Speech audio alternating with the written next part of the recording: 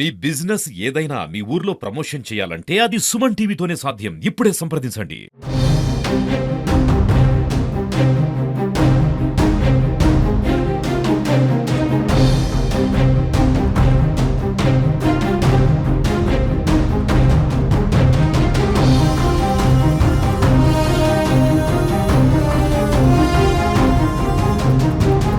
నమస్తే, welcome to Suman TV. ఆదివారం సోమవారం సాయంత్రం కురిసిన వర్షాలకైతే రైతులకు అపార నష్టాన్ని అయితే కలిగించాయి. అంటే ముఖ్యంగా సిద్దిపేట జిల్లాలో అయితే తీవ్రంగా భారీ వర్షంతో పాటు కూడా రాళ్ల వానతో కూడినటువంటి వర్షం పడడం, ఈదురుగాళ్ళు కూడా రావడంతో కూడా మామిడి చెట్లకు ఉన్నటువంటి కాయలు కూడా పూర్తిగా నేల రాలిపోయాయి. అంటే ఈసారి దాదాపుగా మామిడి తోటల్లో కూడా ఎక్కడ చూసినా కూడా క్రాప్ అనేది చాలా తక్కువగా ఉంది. మామిడి దిగుబడి అనేది కూడా తక్కువగా ఉంది.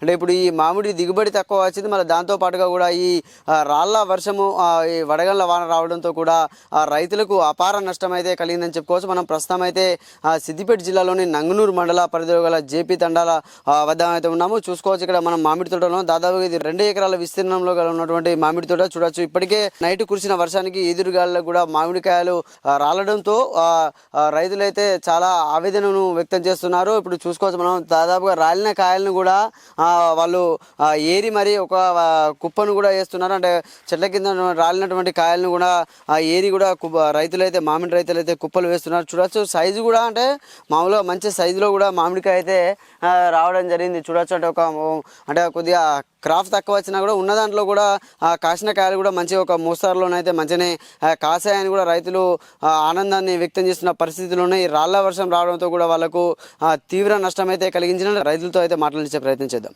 మనతో అయితే మాట్లాడేందుకు మామిడి రైతులు 2 ఎకరాలు ఆయనకు ఉంది. అంటే ఎట్లా ఈసారి క్రాఫ్ ఎట్లా ఉంది అయితే మనము అడిగి తెలుసుకుందాం. అంటే చెప్పండి బాబు, ఎంత ఉంది మీకు? 2 ఎకరాలు ఉంటుంది సార్. 2 ఎకరాలు ఈడ కాపు కూడా రాలేదు సార్. ఈడ కాయ ఉన్న కాయ మొత్తం రాలిపోయింది సార్. ఇక మొన్న 2 రోజులు మొన్న రాలినాయి, ఇవాళ రాలినాయి సార్. అంతా 2 కాపు ఇక్కడ రాలేదు సార్. అంతా 2 ఎకరాలు ఉంటుంది సార్. అంత కాపు రాలేదు. ఇక మేము గరిపోలేం సార్, అంత చెడిపోయి ఉన్నాం సార్. ఇక అంతా రాలి కింద భూమిలో పోయింది. ఆ కొల్లుడు కూడా వస్తలేడు సార్, అంత తీరలైంది సార్. అంతా సార్ ఎట్లుండే క్రాఫ్ ఇప్పుడు ఎట్లున్నది? మంచిగా ఉండే సార్. ఏడు బాగాలేదు సార్. ఏడు పోయిన సార్ ఒక తీరుగా ఉండే సార్. ఏడు బాగాలేదు, కాయలు రాలే, అంత రోగం బట్టి పోయింది సార్. అంత పురుగులు అంతా ఆకంతా ముడత పడిపోయింది సార్.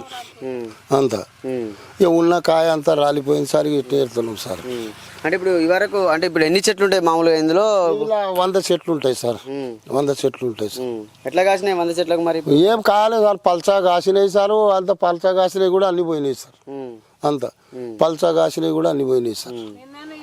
అంటే ఇప్పుడు నిన్న మొన్న వచ్చింది కదా, ఎట్లా రాలినాయి? నిన్న మొన్న ఇలా 3 రోజుల సంది ఒకటే గాడుపు సార్, ఒకటే వాన, ఒకటే గాడుపు సార్. రాళ్ళు కూడా పడ్డాయి సార్. మొన్న రాత్రి రాళ్ళు కూడా పడ్డాయి సార్. రాళ్ళకు కూడా అన్ని పలికిపోయినాయి కాయలు. అంత రాళ్ళు కూడా పలికిపోయినాయి సార్. అంటే ఇప్పుడు ఇలాంటి గాడుపు కానీ ఇలాంటి వర్షం ఎప్పుడు చూసినాను? ఎప్పుడు లేదు సార్. ఇప్పుడు ఇటువంటి గాడుపు 2-3 ఏళ్ల సంది లేదు సార్.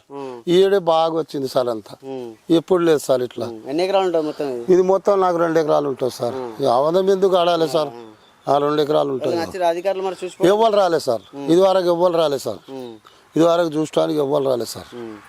చూడవచ్చు. అంటే ఆయనకున్న 2 ఎకరాల్లో కూడా అంటే ఈసారి క్రాఫ్ తక్కువగా వచ్చింది. అంటే పోయినసారి కంటే కూడా ఈసారి చాలా క్రాఫ్ తక్కువ వచ్చింది. ఇక్కడ మళ్ళీ అకాల వర్షాలు వడగళ్లతో కూడా ఉన్న మామిడికాయలు మొత్తం రాలిపోయాయని చెప్పి కూడా రైతు ఆవేదన వ్యక్తం చేస్తున్న పరిస్థితి ఉంది. కెమెరామెన్ శేఖర్తో సతీష్, సుమన్ టీవీ, సిద్దిపేట.